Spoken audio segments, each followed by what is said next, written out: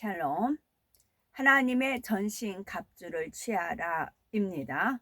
성경 66권은 크게 둘로 나눌 수가 있죠. 예수님의 탄생 이전에 기록된 구약 성경 39권과 성령 강림 이후에 기록된 신약 성경 27권으로 구분을 합니다.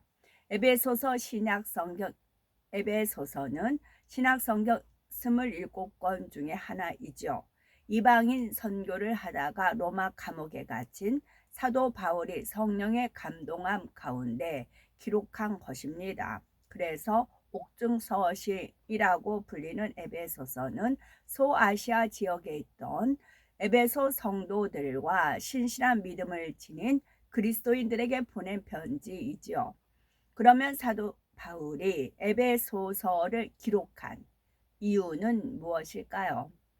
이방인 선교를 위해서 그는 유대인 회당을 찾아 복음을 전했죠.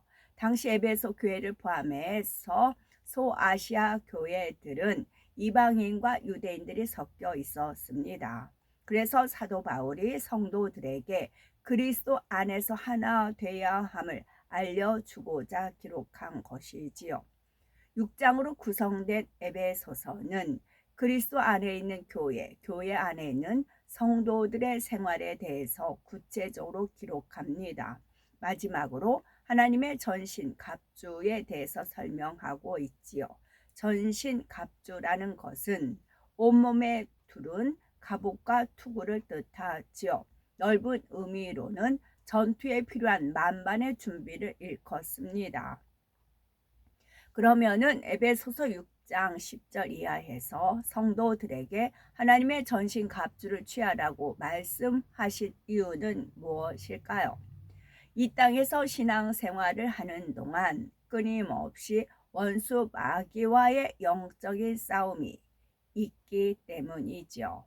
더구나 오늘날처럼 주님께서 다시 오실 때가 가까울수록 원수 마귀 사단은 우는 사자와 같이 두루다니며 삼킬 자를 찾아서 한 영혼이라도 더 사망으로 이끌고자 안간힘을 쓰고 있습니다.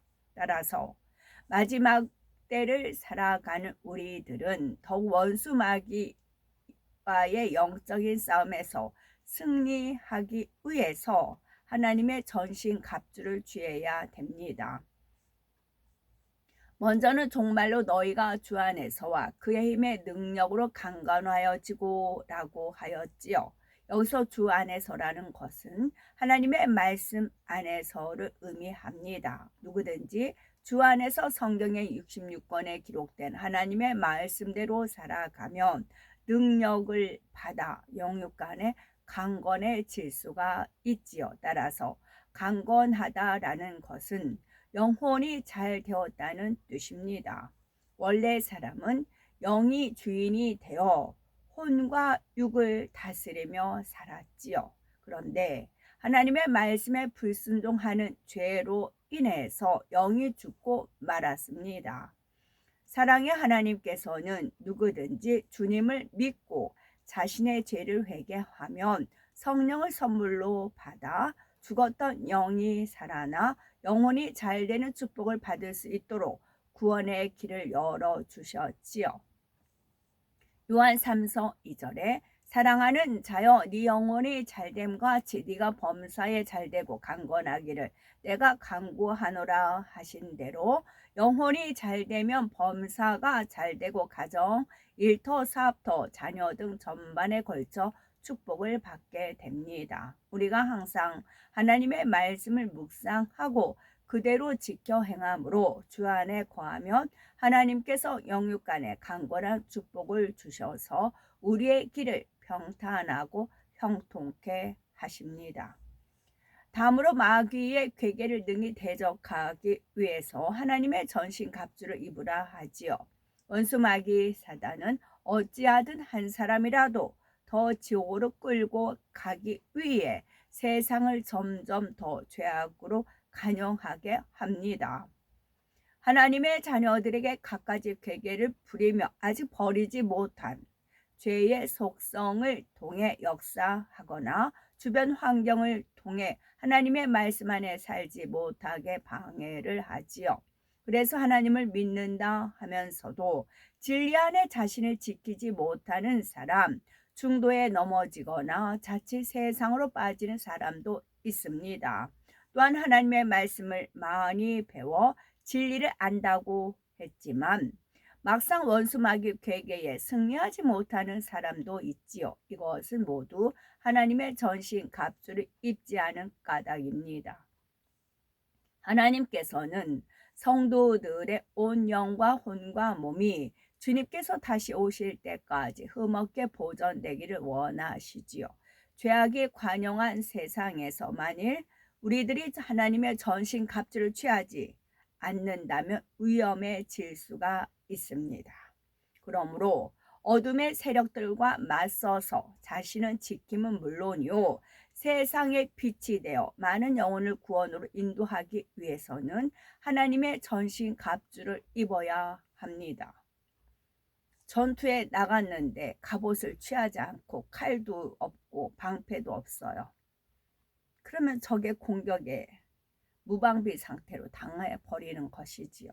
그래서 하나님의 전신 갑주를 입어야 돼요.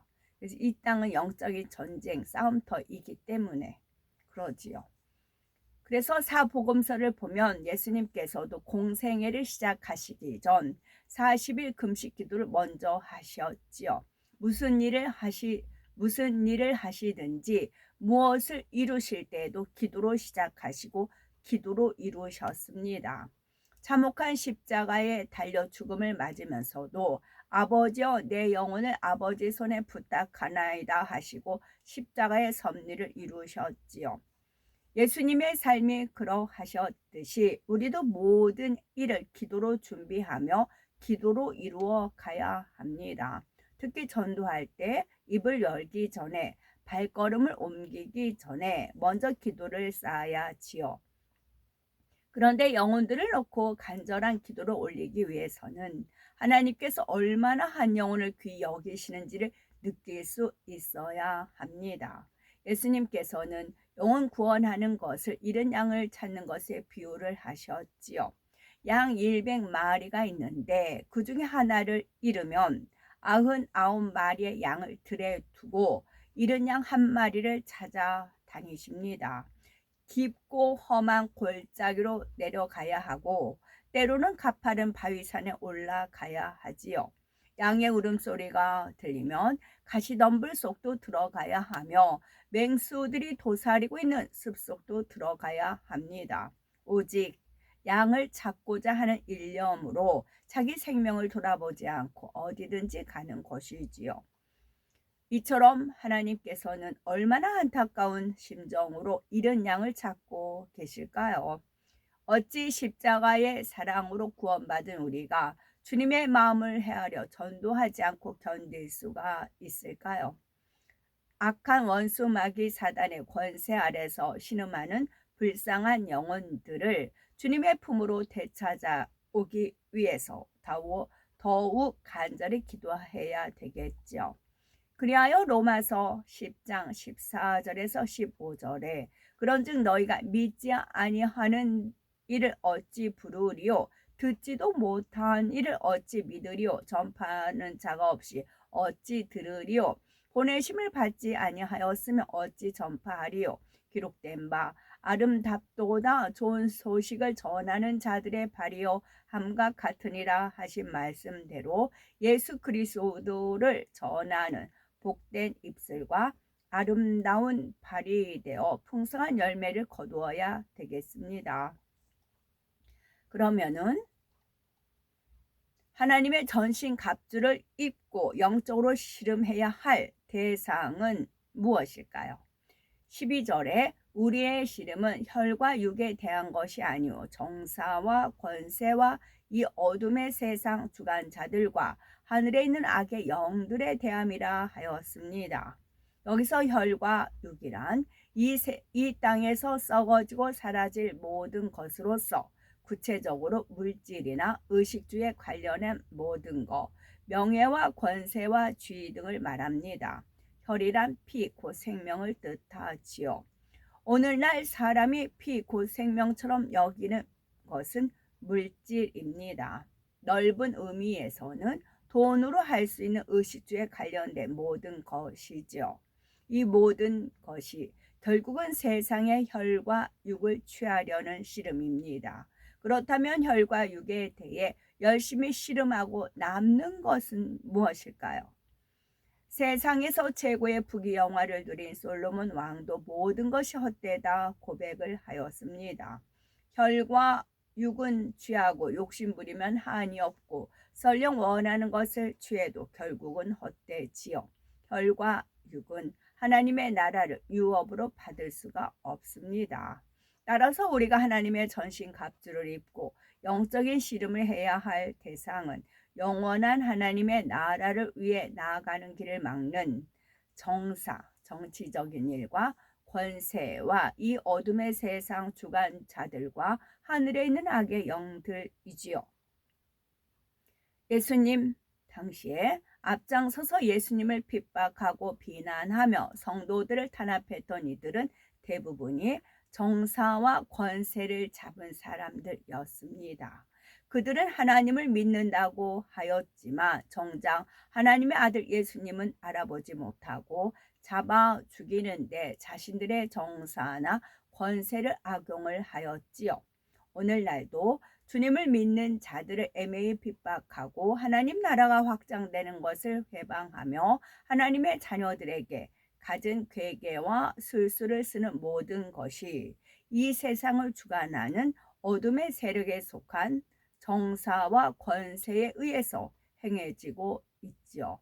그런데 우리가 씨름할 대상이 정사와 권세라고 해서 정사와 권세 잡은 사람들에게 대항하여 싸우라는 뜻이 아닙니다. 우리의 싸움은 믿음의 선한 싸움이어야 하지요.